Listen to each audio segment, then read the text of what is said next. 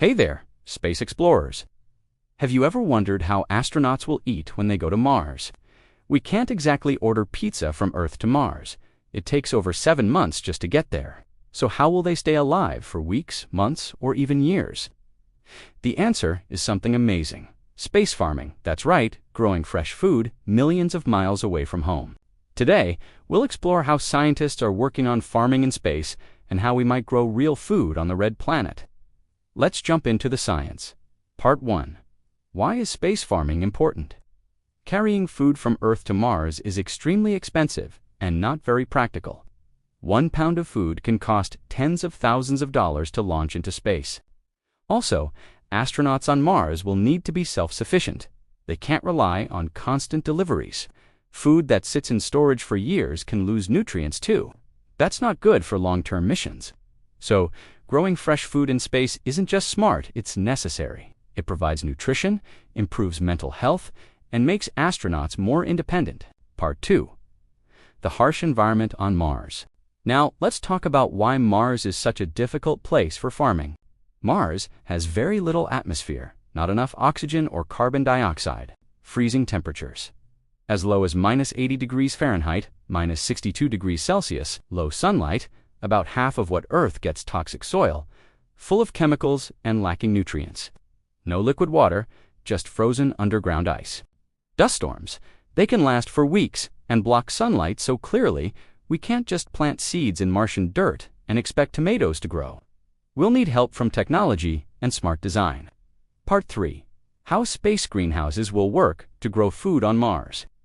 Astronauts will need to build greenhouses, specially controlled spaces to protect plants.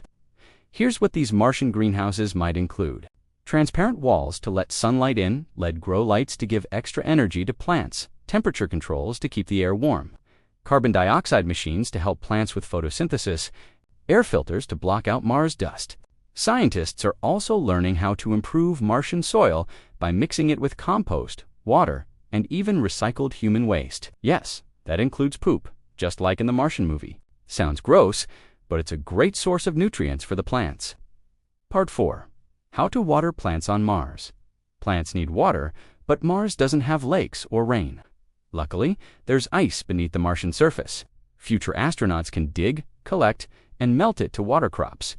Also, space missions already recycle nearly 90% of their water. That includes water from sweat, breath, urine. It's filtered, cleaned, and reused even for drinking. So on Mars, astronauts will do the same. Water is precious. Every drop counts. Part 5. What crops can we grow in space? NASA and other space agencies have already grown food in space. In fact, astronauts on the ISS have eaten lettuce, radishes, peas, wheat, tomatoes, chili peppers. These plants grow fast, don't need much space, and give astronauts vital nutrients like vitamins, fiber, and antioxidants. One of the most exciting crops, potatoes, they're high in calories, grow in rough soil, and store well. Just like in The Martian, potatoes might be a real survival crop on Mars.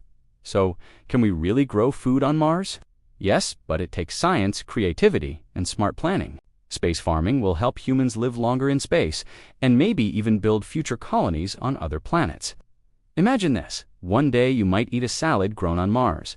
If you enjoyed this video, hit that like button, subscribe, and share it with a fellow space fan.